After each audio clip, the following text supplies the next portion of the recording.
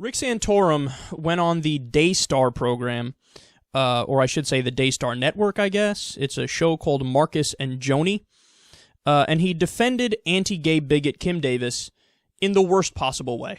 Morphed into a country that sees the Supreme Court as the lawgiver now.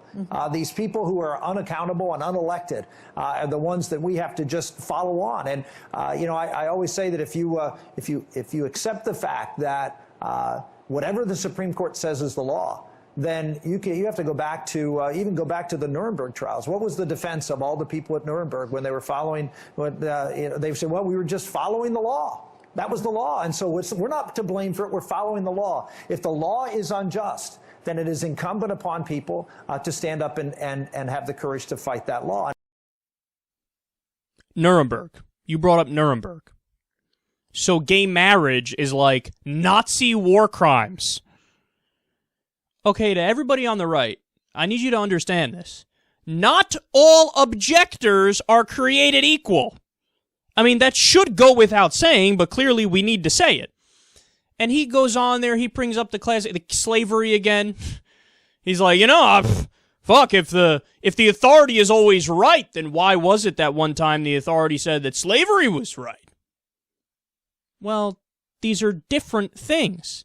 In the case of objecting against slavery, what you're doing is you are against discrimination. You are against intolerance. With the Kim Davis thing, she's the one that's for discrimination. She's the one that's for intolerance. So the real apt analogy in what you're talking about is if somebody, 5 years ago, gay marriage is illegal, and they say, well, I'm going to give a gay marriage license anyway because I'm going to be an objector to this system which is screwed up. I'm going to side against discrimination. I'm going to side against intolerance. I'm going to be on the side of equality, and I'm going to give them a marriage license. That's an objector that's good and doing the right thing. It's amazing that they've found a way to twist the narrative to make it so that they are always the good guy. They're always on the right side. So I keep bringing up this tweet, but it was fantastic. Somebody said, Kim Davis thinks she's Rosa Parks, but in reality, she's the old white woman on the front of the bus screaming at Rosa Parks to get to the back of the bus. And the entire time, like, chest puffed out, I'm a hero! My moral compass, I couldn't take it! I needed to do what's right by God! Man's law is irrelevant, God's law is right! Do you not get that in order to be an objector that's making sense, your argument can't simply be, Bible! God! Me no like the gays! That's not a good argument. Again, that puts you on the side of bigotry.